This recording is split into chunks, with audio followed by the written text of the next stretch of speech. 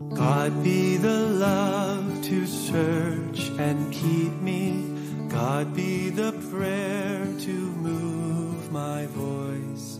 God be the strength to now uphold me. Oh Christ, surround me. Oh Christ, surround me.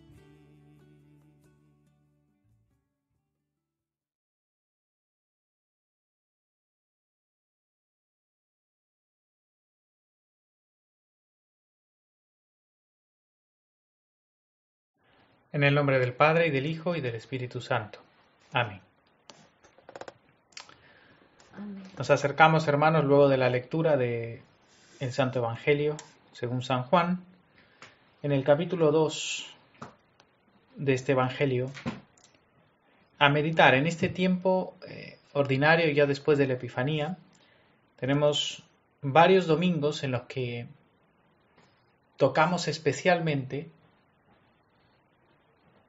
algún tipo de epifanía o manifestación del Señor en diferentes momentos de su ministerio. Como ya hemos visto en las semanas anteriores, hemos hablado de la primera y principal epifanía, cuando el Señor se manifiesta recién nacido a estos reyes o a estos sabios de Oriente, que son, por decirlo de alguna manera, las primicias de todos los que pertenecen a los gentiles, ¿no? Las primicias de todas las naciones en las cuales o por los cuales Jesucristo también se ha encarnado. Luego hemos visto también otra manifestación o otra epifanía en el momento de su bautismo por parte de Juan. Y el pasaje que hoy nos da el Evangelio de Juan también lo entendemos como una epifanía o manifestación del Señor, a la que el apóstol Juan le llama principio de señales, por los cuales el Señor manifiesta su gloria, es decir, da a conocer a todos los que presencian este milagro maravilloso, les da a conocer su gloria, es decir, su gloria divina, quién es verdaderamente Jesucristo como el Mesías y como Dios que se ha hecho hombre. En la narración de Juan, en el capítulo 2, él inicia diciendo: al tercer día se hicieron unas bodas en Caná de Galilea, y estaba allí la madre de Jesús. Y fueron también invitados a las bodas Jesús y sus discípulos. Y faltando el vino, la madre de Jesús le dijo: no tienen vino. Cuando empezamos con esta narración de Juan, lo primero que nos dice el apóstol es que esto ocurre al tercer día. Este tercer día, al que hace referencia San Juan, está relacionado con el evento inmediatamente anterior. En el capítulo 2 de San Juan lo que vemos es a Felipe y a Natanael cuando el Señor les llama a seguirle. Al tercer día de esto, de ese llamamiento y de el hecho de que Felipe y Natanael, que siempre se les ve juntos en el Evangelio, cuando empiezan a seguir al Señor, pues al tercer día de este evento se hicieron estas bodas en Caná de Galilea. Caná de Galilea estaba entre unos 5 o 10 kilómetros al noroeste de Nazaret, de donde vivía el Señor. Y es probable que las bodas fuesen de algún familiar o de alguien muy allegado a la familia del Señor. De hecho, San Juan nos muestra que la madre de Jesús ya estaba allí. Ella estaba ya en las bodas, y por la participación que tiene la Virgen María en toda esta situación, es muy probable que ella tuviese alguna responsabilidad en la organización de estas bodas. ¿Bien? Vemos también que fueron invitados también a ellas el Señor Jesús y sus discípulos. No sabemos exactamente cuántos discípulos serían. Recordemos que el Evangelio de San Juan, a diferencia de los evangelios sinópticos, a diferencia de Mateo, Marcos y Lucas, es un evangelio que no sigue necesariamente un orden estrictamente cronológico. San Juan no sigue la cronología exacta de los eventos, sino que el Evangelio de San Juan, escrito ya a finales del siglo, con otro propósito, no con el propósito de dar exactamente la cronología de los eventos de Jesús, sino más bien con un gran contenido simbólico. San Juan está acomodando muchos de los acontecimientos para darnos a entender a través de símbolos muchas de las realidades de Cristo y de su divinidad, de su gloria. Por esa misma razón, este conteo de los días al inicio del Evangelio, el hecho de que aquí diga que es el tercer día, si leemos la secuencia desde el capítulo 1, vamos a ver que al decir aquí Juan que era el tercer día, se están cumpliendo 7 días desde el inicio del Evangelio, desde el capítulo 1, que inicia diciendo que en el principio, ¿verdad?, era el Verbo y el Verbo estaba con Dios y el Verbo era Dios. Y todas las cosas fueron hechas por Él y sin Él nada de lo que ha sido hecho fue hecho. Es decir, Juan se remonta al inicio de su Evangelio, se remonta a la creación, ¿verdad?, a la creación misma y a la preexistencia de Cristo. Y muchos estudiosos han entendido esta referencia de llegar a este punto, como en el día 7, como que toda esa parte inicial del Evangelio está reflejando la creación, está hablando de Cristo y su obra como la nueva creación. En Él se están renovando todas las cosas. En Él todo está llegando a ser nuevo. Él es, recordemos, el Adán pleno, ¿no? Él es el postrer Adán en el que se está renovando otra vez una nueva creación. Todo está siendo nuevo en Él.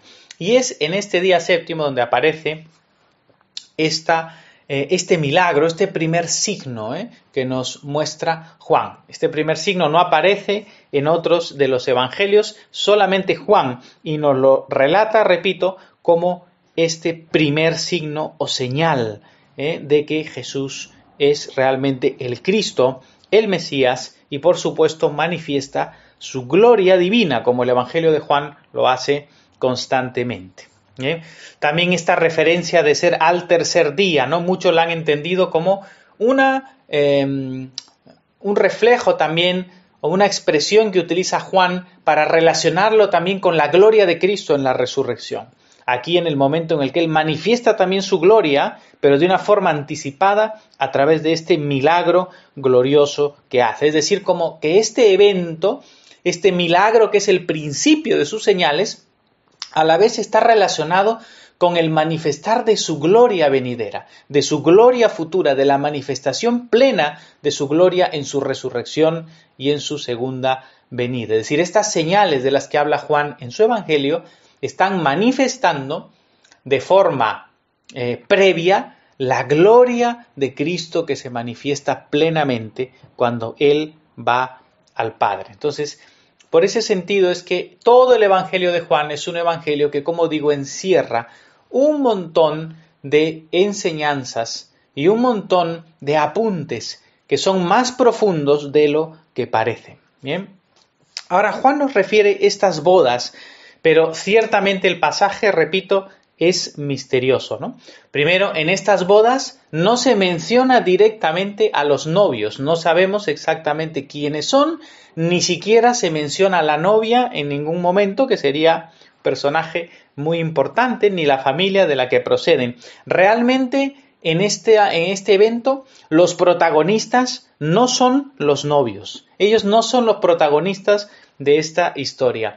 Realmente, en este milagro y en esta señal, los principales protagonistas son realmente Jesucristo y su madre. Ellos son los protagonistas principales de todo lo que acontece en esta boda. Luego, por supuesto, están los siervos, aquellos que están sirviendo en esa boda, y también el maestresala, ¿no? Es decir, aquel que es el encargado de presidir o de dirigir el banquete y todo lo que se producía en la celebración de esta boda.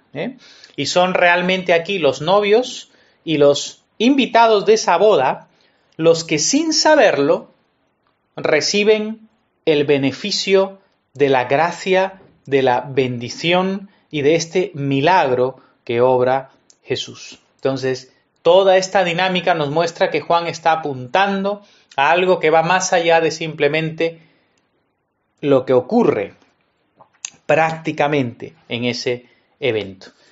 Bien, ahora Juan, vemos aquí que nos muestra cuál es el problema aquí, cuál es el problema en esta boda, ¿no? Él nos dice que faltando vino, o faltando el vino, la madre de Jesús le dijo, no tienen vino. Entonces, ¿cuál era el grave problema en esta boda? Era la falta del vino. Y tenemos que entender que en las bodas judías, en aquel tiempo, estas bodas duraban 7 días, duraban una semana completa, y durante esa semana la familia del novio era la que se responsabilizaba principalmente de la provisión del vino. Es decir, durante esos 7 días en las celebraciones no podía faltar el vino. El vino representa y ha representado en la mentalidad judía el gozo, la alegría, la fortaleza, ¿no? Ese vino que trae el gozo, que trae la alegría, y también prefigura un poco, en cierta manera, ese gozo y esa alegría que ese mismo matrimonio, que esa misma boda y esa misma familia que están haciendo va a tener a lo largo de su vida. Entonces, el hecho de que faltase el vino o de que el vino se acabase durante la celebración era algo bochornoso, era algo que marcaba, digamos, gravemente la imagen de esa familia y también la imagen ya de esa unión, de esa boda, de ese matrimonio, ¿no? Entonces, esto sería un gran motivo de vergüenza e incluso de burla que se recordaría pues siempre para ese matrimonio. Entonces, vemos aquí que no era una cosa menor el hecho de que se terminara el vino durante esta celebración.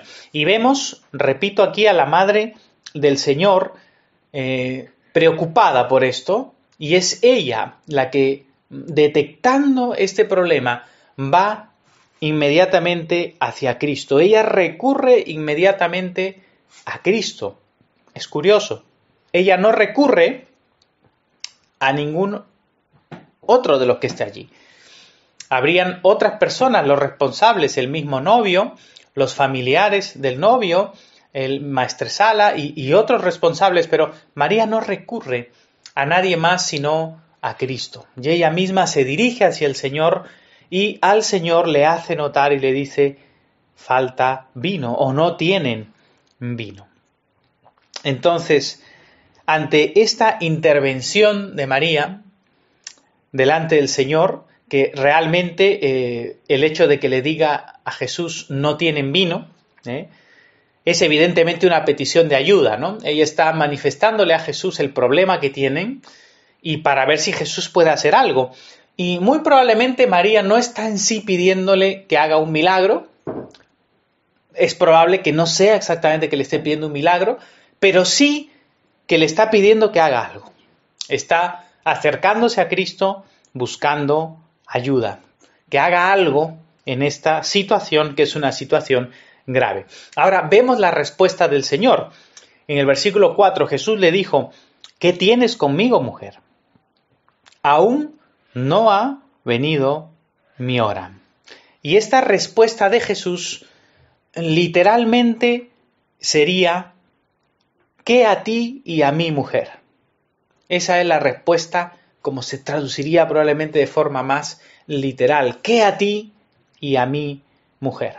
Y esta no es una respuesta irrespetuosa. El Señor Jesús no está faltándole el respeto, por supuesto, a su madre. El Señor jamás ha pecado y no ha deshonrado a sus padres nunca, y no es una respuesta irrespetuosa, pero es un hebraísmo bastante típico, es una forma de respuesta hebrea, semítica, bastante común y que aparece ya en varios pasajes desde el Antiguo Testamento. Y en realidad es un tipo de contestación que se utilizaba para rechazar muchas veces una intervención que se juzgaba inoportuna, ¿no? Entonces, sí, la respuesta del Señor Jesús, que es una respuesta fuerte, es una respuesta directa, es una respuesta clara, no irrespetuosa, pero sí, como digo, directa y firme, es una respuesta que manifiesta hasta cierto punto una cierta importunidad, ¿no? Por parte de ese comentario de su madre, la Virgen María. Se refiere a ella también como mujer, ¿no? No le dice madre, ¿no? Se refiere a ella como mujer. Muchos también han visto en esta respuesta de Jesús igual, ¿no? Como cierta dureza o distancia hacia su madre, ¿no? Y en realidad esta expresión puede marcar cierta distancia, digo, no irrespetuosa, pero sí, por supuesto, el Señor Jesús está iniciando su ministerio y aquel bebé que estuvo bajo el cuidado de María y que luego como niño estuvo sujeto a sus padres, ha llegado al momento en el que ya Él se manifiesta como el Señor. Y su misma madre, la Virgen María, que ha ido meditando estas cosas en su corazón, ella ya tiene que ir comprendiendo que realmente su Hijo es su Señor y es el Cristo y el Rey de Reyes, ¿verdad? Ahora, esta palabra o referirse como mujer a la Virgen María, realmente en el Evangelio de Juan solamente aparece la Virgen María en dos momentos. Uno es aquí y otro es en la cruz, junto a Jesús, cuando el Señor la encarga a Juan. Y solamente, en las dos apariciones que tiene la Virgen María en el Evangelio de Juan, en ambas el Señor se dirige a ella con el término mujer, ¿verdad?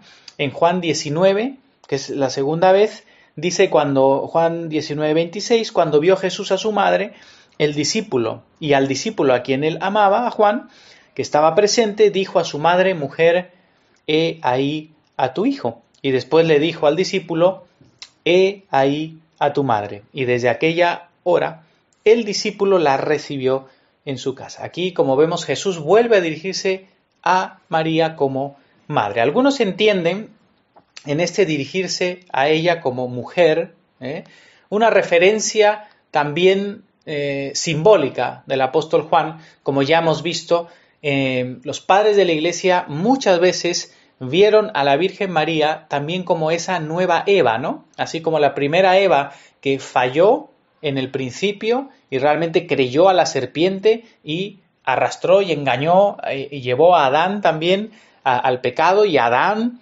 pecó y arrastró a la humanidad. De la misma manera, la Virgen María, al contrario, ¿no? Creyó al anuncio del Señor y le dijo sí al Señor. Y obviamente, por todo ello, Jesucristo ha venido para salvarnos. En Génesis se refiere a Eva como mujer también, ¿no? Es decir, en Génesis, al inicio, en la creación, la llama Adán mujer, ¿no? Y también la llama luego la madre de los vivientes, ¿no? Y aquí puede haber una relación, un simbolismo de Juan mostrando cómo también Jesucristo es el nuevo Adán y Eva, su madre, es también aquella que ha obedecido al Señor, y obedeciendo al Señor, reconociendo a su propio Hijo Jesucristo como su Dios y su Salvador, ella también es esta mujer de la nueva creación, ¿no? Entonces pueden haber todos estos significados, digamos, simbólicos, profundos en toda la enseñanza de San Juan. Ahora, volviendo a este pasaje, tenemos que ver que el Señor Jesús le dice a María, ¿no? Reprendiendo un poquito su petición. Le dice, ¿qué tienes conmigo, mujer? ¿O qué a ti y a mi mujer? Aún no ha llegado mi hora, ¿no? Y probablemente se está refiriendo a la hora del inicio de sus señales, ¿no? Al momento en el que él tenía que manifestarse ya abiertamente como el Cristo a través de las señales que el Mesías traería. Ahora, vemos que ante esta respuesta del Señor Jesús, María dijo lo siguiente, versículo 5. Su madre dijo a los que le servían o a los que servían en la boda, ¿no? Haced todo lo que os dijere. Importante la respuesta de María ante lo que Jesús le ha dicho. Hemos visto que esas palabras de Jesús fueron firmes, fueron palabras claras ante una situación en la que probablemente la Virgen María, pues buscando la ayuda, Jesús le está diciendo, espérate, aún no es mi momento, aún no es el momento que yo me manifieste claramente como quien soy. Pero vemos aquí la actitud de María. Primero, ella no dispone nada, ni le dice nada más a Jesús. Ella no insiste directamente a Jesús, sino que se dirige a los servidores y les llama a hacer todo aquello que Jesús les diga. Esta actitud humilde de María, de hecho, la expresión que se traduce, ¿no?, en el castellano, haced todo lo que os dijere, se traduciría de forma literal, solo que no se entendería muy bien en español, pero se podría traducir, haced lo que él acaso diga, o haced lo que él acaso o tal vez os diga. Es una expresión que realmente muestra una respuesta humilde de María. María no está forzando que Jesús responda positivamente a su petición. Lo que está haciendo ella es decirle a ellos que lo que Jesús les pueda decir, sea lo que sea positivo o sea negativo, ya sea que la respuesta de Jesús o la orden de Jesús sea no hagáis nada, o sea hacer algo, lo que sea que ellos lo acaten. Entonces lo que estamos viendo aquí en María es la humildad de dejar la situación en las manos de Jesús. Ella ha pedido a Jesús que le ayude. Ante la respuesta de Jesús tan clara, ella misma simplemente lo deja descansar en sus manos. Le deja la última palabra a Jesús para que Él dé la orden, si quiere darla, de qué hacer o qué no hacer. Él sabrá lo que hace. Y esa es la actitud que toma María ante esta situación con Jesús. Vemos también que a pesar de la importunidad de su solicitud y que Jesús así se lo ha reflejado, vemos que Jesús, por consideración y condescendencia hacia su madre, complace su petición. Y esto también nos muestra el amor y el respeto y la honra que Jesús siente por su madre. Recordemos que el Señor Jesús, repito, nunca pecó y Él fue sin duda un hijo modelo. Y el mandamiento de honrar a sus padres es algo que Jesús lo llevó a plenitud.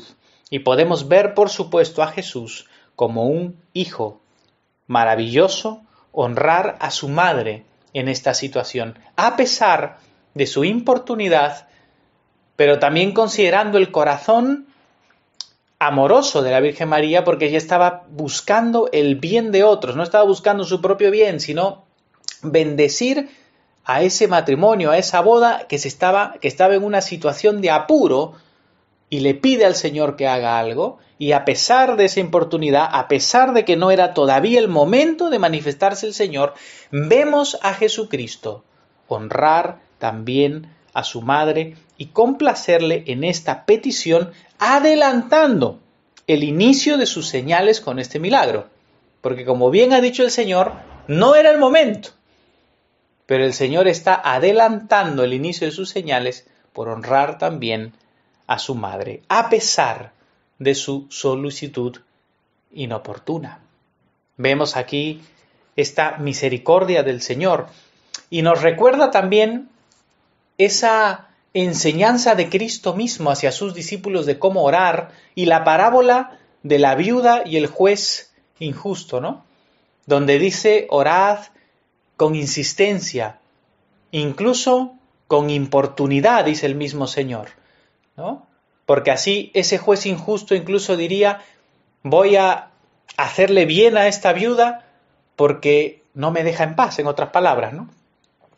Y vemos cómo el Señor nos llama a seguir el ejemplo de esa viuda y por supuesto de la Virgen María también aquí cuando pedimos al Señor con insistencia y a veces probablemente de forma importuna, ¿no? Inoportuna, pero podemos pedir al Señor también con confianza, esperando en su misericordia. Entonces vemos aquí esta situación preciosa en la que vemos tanto el corazón de la Virgen María orando por el bien de otros allí, pero el corazón de Cristo de responder con ese amor y esa honra también a su madre. Ahora vamos a ver cómo se prepara este milagro, ¿no? Continúa Juan y nos dice en el versículo 6, y estaban allí 6 tinajas de piedra para agua, conforme al rito de la purificación de los judíos, en cada una de las cuales cabían 2 o 3 cántaros. Jesús les dijo, llenad estas tinajas de agua, y las llenaron hasta arriba.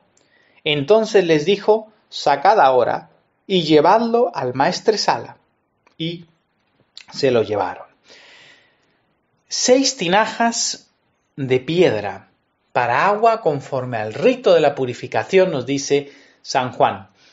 En aquellos tiempos, pues los judíos tenían en sus casas estas tinajas enormes, eran tinajas muy grandes, hechas de piedra para evitar la contaminación ritual, ¿no? No podían ser de piel, por ejemplo, tocaba un muerto y todo esto, y por otra serie de contaminaciones rituales, ¿no? Estos eran elementos para los lavamientos rituales que habían adoptado los judíos, muchos lavamientos rituales antes de comer, después de comer y en varios momentos, ¿verdad? Y tenían estas tinajas de piedra que eran bastante grandes para todos estos rituales de purificación familiares.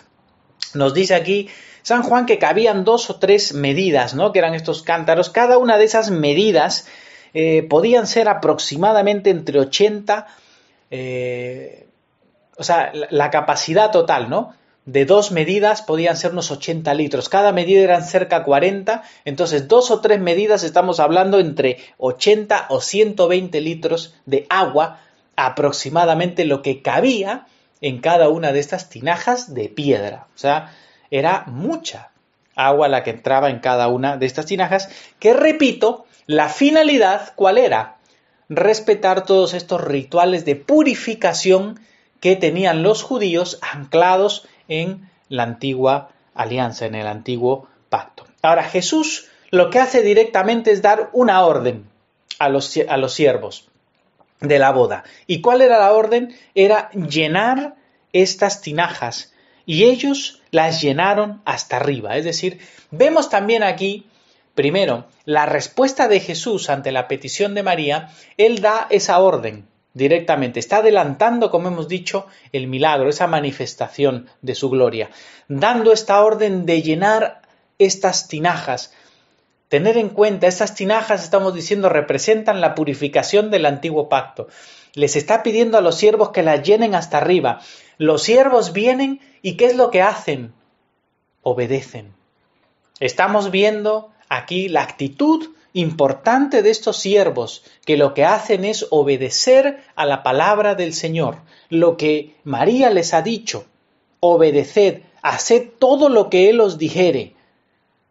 Esa es la función de María, al igual que Juan el Bautista apuntaba a Cristo y decía, id a Él porque Él es el Cordero de Dios. Aquí vemos también a la Madre del Señor decir, id a Él, obedecedle a Él, haced caso a sus mandamientos, a sus palabras.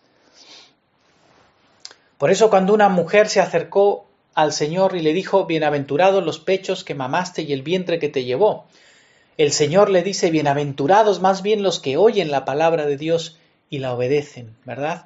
Y María ella es consciente de que Jesús es el Salvador, de que Él es el Cristo, Él es el Señor y a Él debemos nuestra obediencia. Y nos está llevando a Él, a obedecerle a Él. Y vemos a estos siervos hacerle caso. Gloria a Dios. Estos siervos van y obedecen lo que Cristo les está diciendo. Y llenan esas vasijas de agua y las llenan hasta arriba. Es decir, lo hacen bien, obedecen de la mejor forma que pueden hacerlo. Y no era poco trabajo, porque repito, la sumatoria podían ser 480 litros. No sabemos en qué altura tendrían de agua estas tinajas, pero llenaron mucha agua allí. Y tenían que traer el agua seguramente de un pozo, de otro lugar. No era tarea fácil obedecer lo que Cristo les estaba pidiendo en ese contexto. Pero esa obediencia sencilla de estos siervos es algo que también para nosotros es significativa. Porque los milagros de Dios y el poder de Dios se manifiestan, pero nunca sin nuestro trabajo y sin nuestra obediencia. Cada vez que el Señor obra, nosotros somos también llamados a obedecer y a trabajar en la misma dirección en la que la misericordia de Dios está obrando. Ahora, Juan sigue diciéndonos, cuando el maestresala probó el agua hecha vino, sin saber él de dónde era, aunque lo sabían los sirvientes que habían sacado el agua, llamó al esposo. Por primera vez en toda la narración aparece una referencia a uno de los que se casan, ¿no? En este caso al esposo. Y le dijo, todo hombre sirve primero el buen vino, y cuando ya han bebido mucho, entonces el inferior. Mas tú has reservado el buen vino hasta ahora. El maestresala, que es una palabra griega muy significativa, argitríclinos es esa palabra, ¿y por qué se llama así? Argé es como el principal y tríclinos era como la estancia o el lugar donde en las casas típicas romanas, greco-romanas de la época, donde se celebraban los banquetes, donde se comía, ¿no? Y ese tríclinos eran como 3 divanes puestos en forma de U, con una mesa en medio donde se iba sirviendo la comida. De hecho, fue en una de estas mesas donde se celebró la última cena. Por toda la descripción se ve que era evidentemente un tríclinos donde se celebró la última cena, ¿no? Y eso tiene mucha relación con la forma en la que celebramos también la Eucaristía hoy en la iglesia. Pero bueno, el argitríclinos es el jefe o el que preside el banquete. Es el que está encargado de que toda la boda y que toda la celebración y la provisión y el desarrollo de la fiesta sea exitoso. Y es a él a quien el Señor manda llevarle a probar el vino, porque Él es el que se encarga de catar el vino y de ver que todo esté en óptimas condiciones para la boda. Y cuando Él prueba ese agua, que ya no es agua, sino que es vino, y aquí vemos este milagro maravilloso del poder creador de Cristo. Este milagro es un milagro creativo, es un milagro que nos muestra el poder divino en Jesús.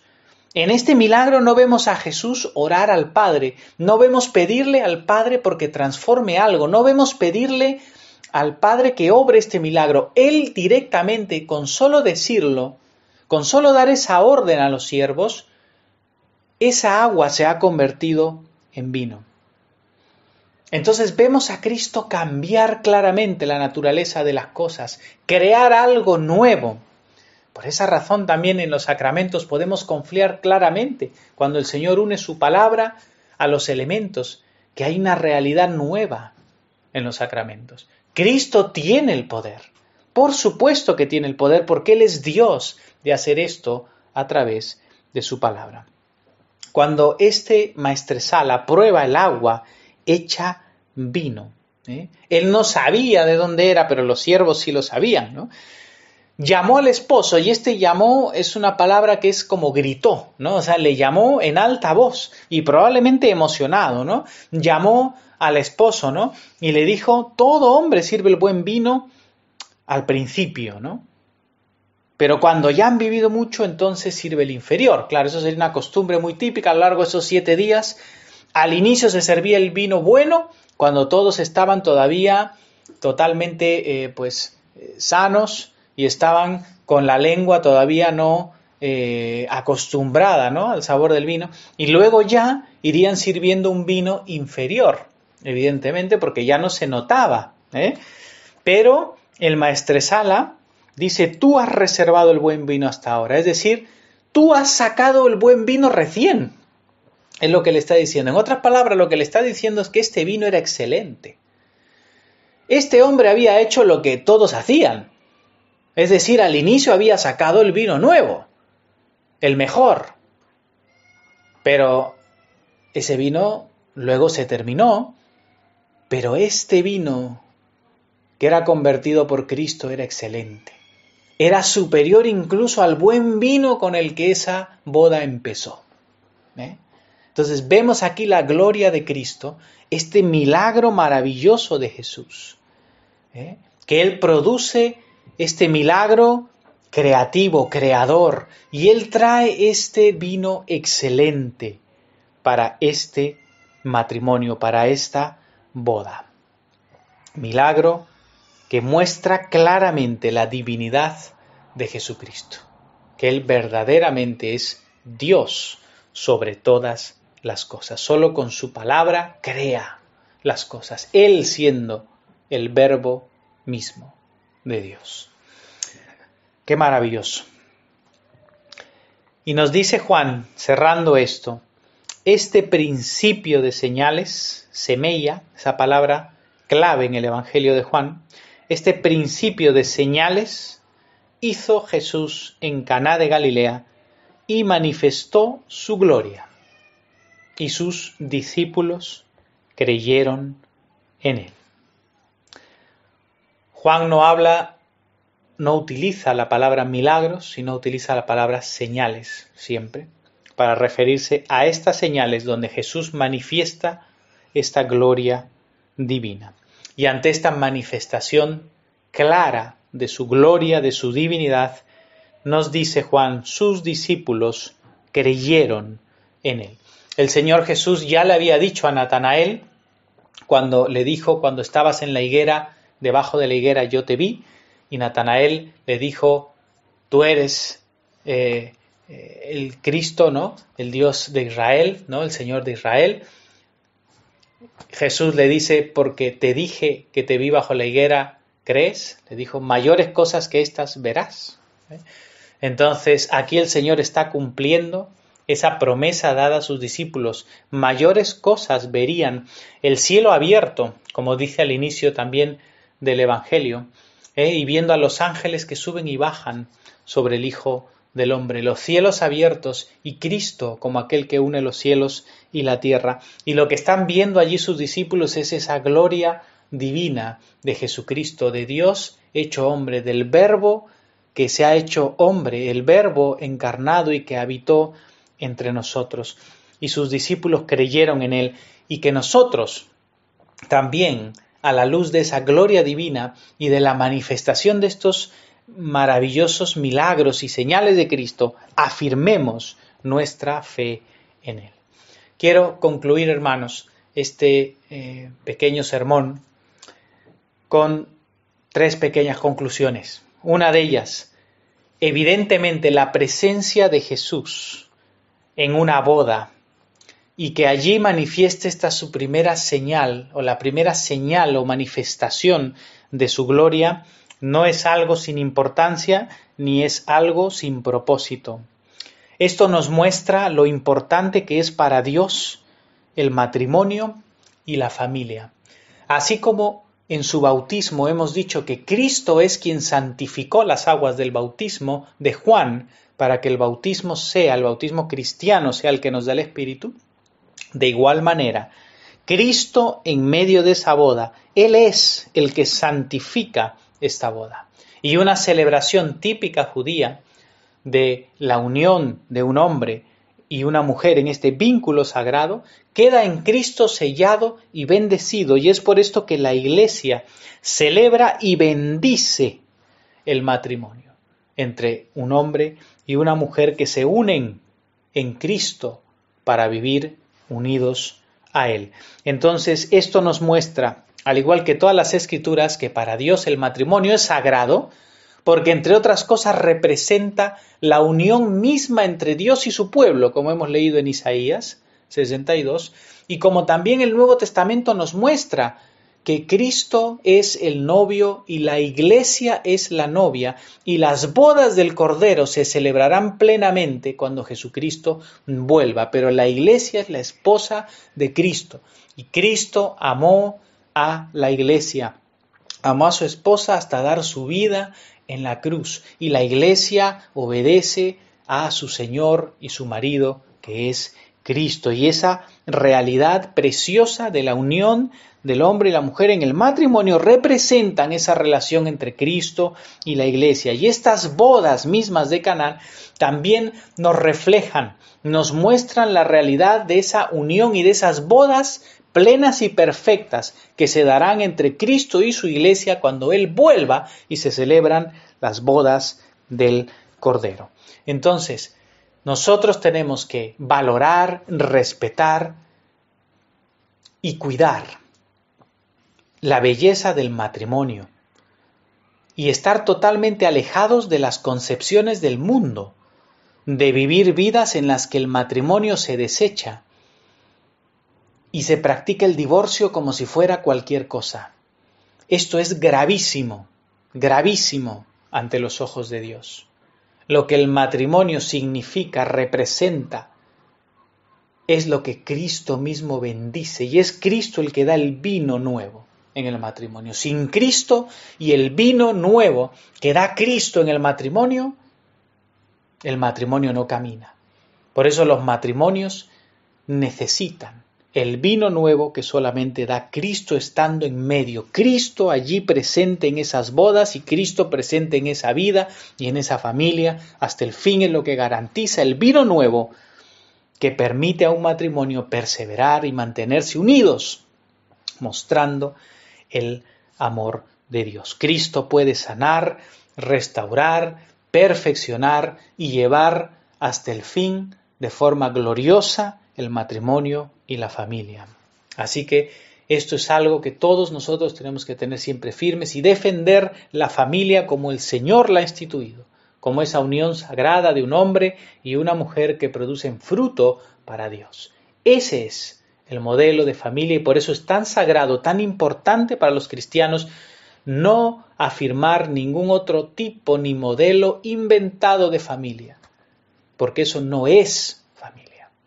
El matrimonio es lo que Dios nos ha entregado y lo que Cristo ha bendecido. Guardémoslo, cuidémoslo, protejámoslos, porque esa es la esencia y el núcleo de toda nuestra sociedad y por supuesto de la Iglesia. Dios es un Padre que tiene muchos hijos y muchas familias bajo su mano.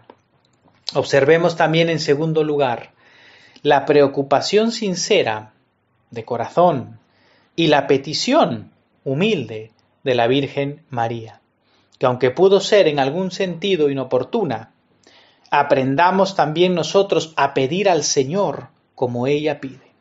Aprendamos también a interceder por el bien de los que están en apuros, como ella lo hizo. Ella no estaba pidiendo para sí, ella estaba pidiendo para aquel matrimonio, aquella familia que se encontraba en un problema, aquella familia que se encontraba en una situación vergonzosa y complicada en el inicio mismo de su unión. Y ella intercede por ellos, ella va donde Jesús y le pide ayuda. Aprendamos ese corazón misericordioso de estar detectando las necesidades de los demás, los problemas de los demás, y no seamos indiferentes ante la necesidad del que nos rodea, sino más bien estemos constantemente en oración, en petición y súplica, y hagamos todo lo que podamos por el bien de el que está en necesidad, cualquiera que sea. Aprendamos también, como ella, a dejar con humildad los resultados de lo que pedimos en manos de Jesús, a no forzar las cosas, a dejar en sus manos, finalmente, como ella lo hizo, y decir, haced lo que Él os dijere. Y también hagámosle caso y hagamos lo que Jesús nos diga. Repito, la bienaventurada Virgen María, al igual que San Juan Bautista, el precursor, lo que hacen es llevarnos a la obediencia a Cristo, llevarnos a la sujeción a Cristo, a obedecer al Señor, a oír su voz, obedecer su palabra, y que nosotros hagamos, trabajemos, obremos, como lo hicieron los siervos de esa boda, que oyeron esa voz de María y obedecieron a Jesús en lo que Él les dijo, y en su obediencia se obró el milagro. En la obediencia de ellos se obró el milagro que Cristo hizo en ese lugar. Que nosotros tengamos esa misma actitud de siervos, orantes y actuantes. Que oremos y hagamos lo que el Señor nos pida y vamos a ver la gloria de Dios, como aquí la vieron sus discípulos. Finalmente, como en este milagro físico que nos relata Juan, también vemos que Cristo ha transformado las tinajas de agua de los ritos del Antiguo Testamento, que esas tinajas solo podían contener agua para esa purificación, pero Cristo las ha convertido en tinajas de la plenitud del gozo, llenas del vino de la nueva alianza. Cristo ha renovado todas las cosas. Cristo nos ha traído el nuevo pacto porque Él es el Cristo y en su sangre se ha celebrado y se celebra el nuevo pacto. Vivamos en esa realidad del Espíritu, del gozo, del nuevo vino que Cristo trae a la iglesia y vivamos sirviendo a Dios, adorándole en espíritu y en verdad, viviendo en el amor a Dios y en el amor al prójimo como Él nos ha enseñado. Y que estas señales de Jesús y esta primera señal gloriosa de Cristo, su manifestación, afirme nuestros corazones en Él. Que creamos en Él, como fue el propósito de este milagro. Sus discípulos creyeron en Él, nos dice Juan, que creamos en Él, que aumente nuestra fe, que se afirme nuestra fe en Jesús y le sigamos y perseveremos en Él hasta el fin. Que el Señor bendiga su palabra en nuestros corazones. Gloria al Padre y al Hijo y al Espíritu Santo, como era en el principio, ahora y siempre, por los siglos de los siglos. Amén. God be the love to search and keep me. God be the prayer to move my voice. God be the strength to now uphold